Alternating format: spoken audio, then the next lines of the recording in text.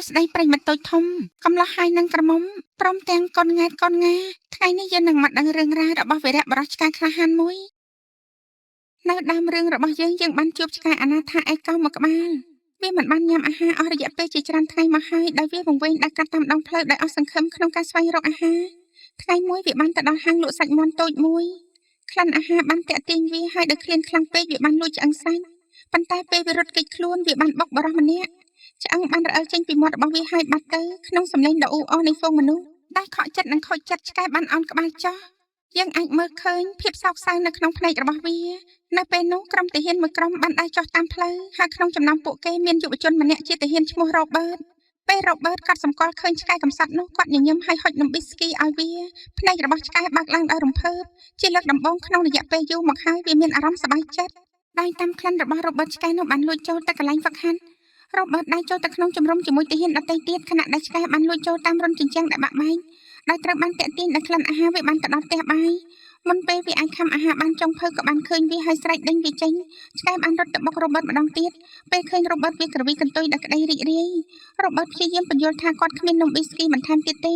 ប៉ុន្តែជាការពិតណាស់ឆ្កែមិនយល់ឡើយវាគ្រាន់តែចង់ស្នាក់នៅជាមួយរ៉ូបឺតប៉ុណ្ណោះចាប់ពីពេលនោះមកវាចាប់ផ្ដើមដើរតាមរ៉ូបឺតគ្រប់ទីកន្លែងដែលគាត់ទ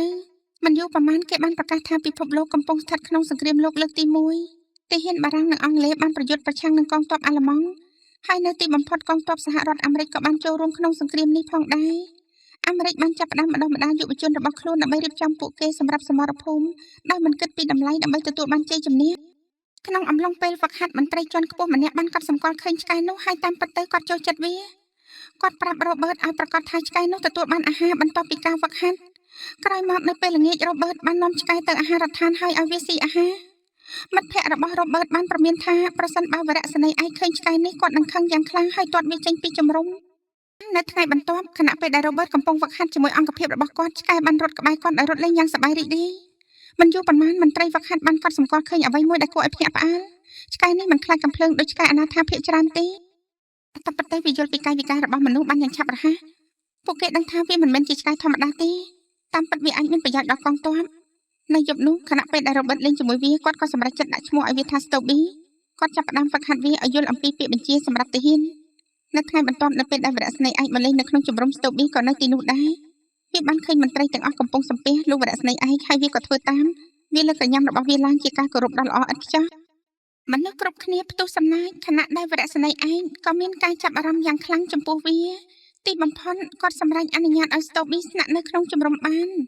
ចាប់តាំងពីថ្ងៃនោះមកស្តូប៊ីបានក្លាយជាសមាជិកម្នាក់ដូចជាមនុស្សគ្រប់គ្នា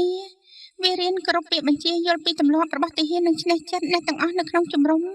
បន្ទាប់មកថ្ងៃដ៏សំខាន់នោះក៏បានមកដល់អង្គភាពនេះត្រូវបានបញ្ជាឲ្យទៅកាន់សមរភូម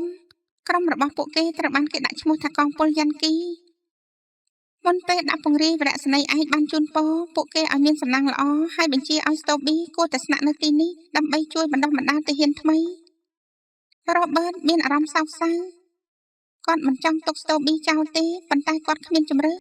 មិនពេលចាក់ចេញរ៉ូបឺតបានឲ្យស្តូប៊ីញ៉ាំអាហាររ៉ូបឺតសុំឲ្យចុងភៅជួយមើលថែវាហើយបន្ទាប់មកគាត់ឡើងរថភ្លើងជាមួយអង្គភាពរបស់គាត់ប៉ុន្តែស្តូប៊ីមិនព្រមឲ្យគេទុកចោលទេវាបានខំខ្សែចងរបស់វាហើយដើរតាមក្លិនរបស់រ៉ូបឺតរហូតដល់រថភ្លើងដែលពេញទៅដោយទាហានវាបានលួចឡើងលើរថភ្លើងហើយពេលរថភ្លើងទៅដល់កំពង់ផែវាបានលាក់ខ្លួននៅក្នុងប្រអប់ឈើមួយដែលកំពុងត្រូវបានទុកឡើងលើកប៉ាល់ដែលរ៉ូបឺតកំពុងឡើងយប់ចូលមកដល់មនុស្សគ្រប់គ្នានៅលើកប៉ាល់កំពុងដេកលក់យ៉ាងស្កប់ស្កល់នោះហើយជាពេលដែលស្តូប៊ីលួចចេញពីប្រអប់ដោយស្ងាត់ស្ងាត់វាចាប់ផ្ដើមស្វែងរកពេញកប៉ាល់ហើយហិតក្លិនជុំវិញដើម្បីរកមើលថាមួយណាជារ៉ូបឺតបន្ទាប់ពីដើររកអស់មួយសន្ទុះទីបំផុតវាក៏បានរកឃើញរ៉ូបឺតមានការភ្ញាក់ផ្អើលយ៉ាងខ្លាំងពេលឃើញស្តូប៊ីនៅលើកប៉ាល់មិត្តរបស់គាត់អូលសិនខ្សឹបប្រាប់ថាប្រសិនបើឧត្តមសេនីយ៍ដឹងអំពីវាពួកយើងនឹងជួបបញ្ហាធំមិនខានពួកគេព្យាយាមអស់ពីសមត្ថភាពដើម្បីលាក់ស្តូប៊ី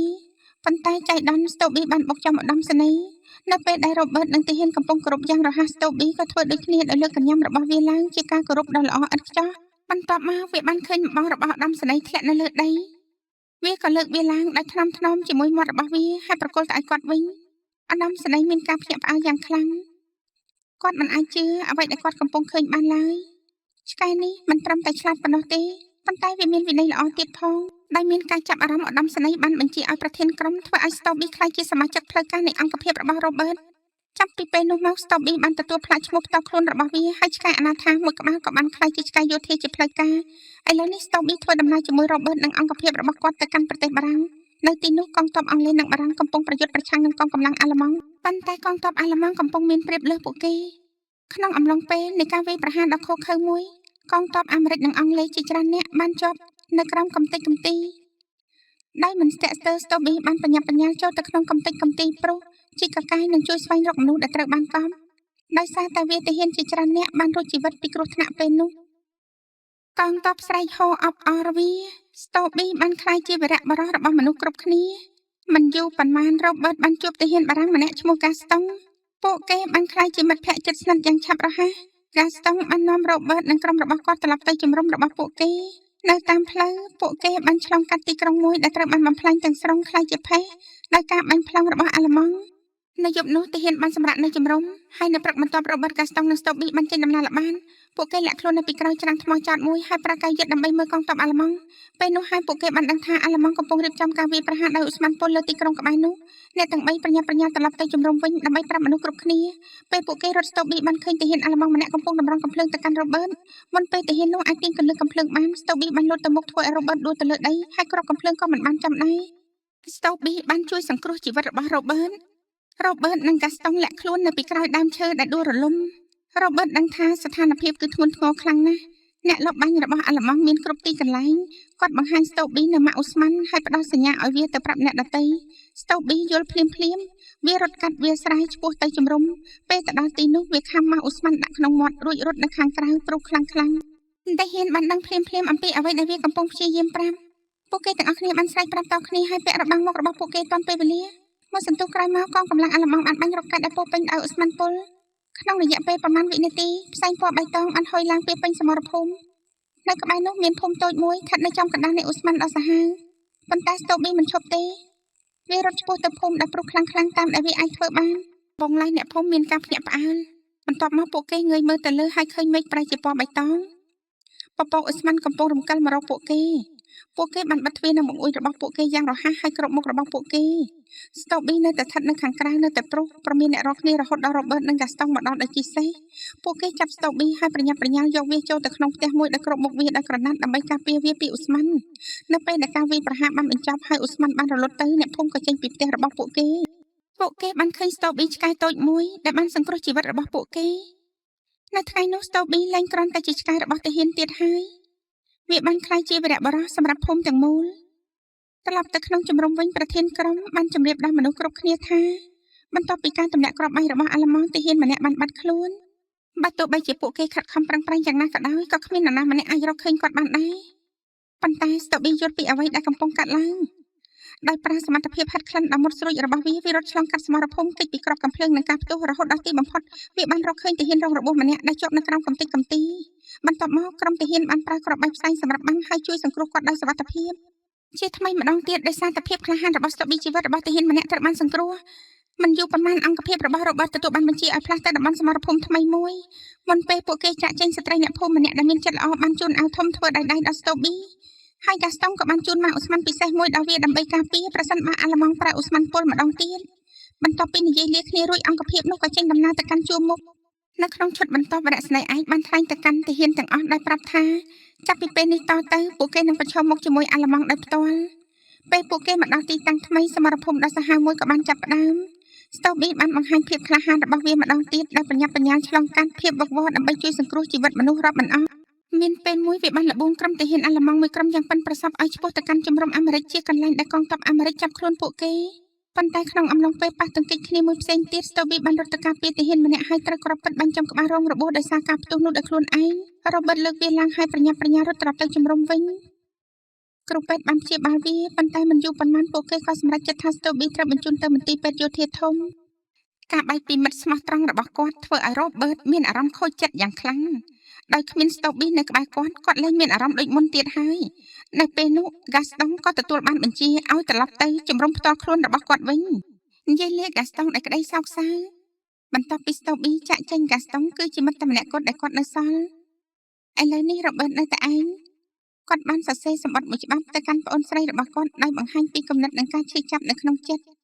គាត់នឹកស្តូប៊ីយ៉ាងខ្លាំងហើយមិនយូរប៉ុន្មានគាត់ក៏ធ្លាក់ខ្លួនឈឺដោយសារភាពតានតឹងនិងទុក្ខព្រួយនៅពេលដែលគ្រូពេទ្យពិនិត្យគាត់ក៏ដឹងថាស្ថានភាពរបស់ Robert ធ្ងន់ធ្ងរខ្លាំងណាស់គាត់ប្រហែលជាមិនអាចរស់រានមានជីវិតបានយូរទេទន្ទឹមនឹងនេះនៅឆ្ងាយក្នុងទីក្រុងមួយស្តូប៊ីកំពុងតែជាសះស្បើយរបួសក្រញាំរបស់វាមិនទាន់ជាសះស្បើយពេញលេញនៅឡើយទេប៉ុន្តែបេះដូងរបស់វាមិនអាចស្ងប់បានឡើយប្រសិនបើវាត្រូវសម្រាកនៅទីនោះដោយបដិញ្ញាចិត្តថានឹងរក Robert Stobie បានចាប់ផ្ដើមដំណើរដ៏វែងឆ្ងាយរបស់វាត្រឡប់មកវិញដោយជំហានសត្វតែឈឺចាប់ប៉ុន្តែវានៅតែបន្តដំណើរទៅមុខសម្បីតែពេលវាដួលសន្លប់ដោយសារអស់កម្លាំងក៏វានៅតែងើបឡើងវិញម្ដងទៀតដោយមានគំនិតតែមួយគត់គឺការស្វែងរកមិត្តល្អបំផុតរបស់វា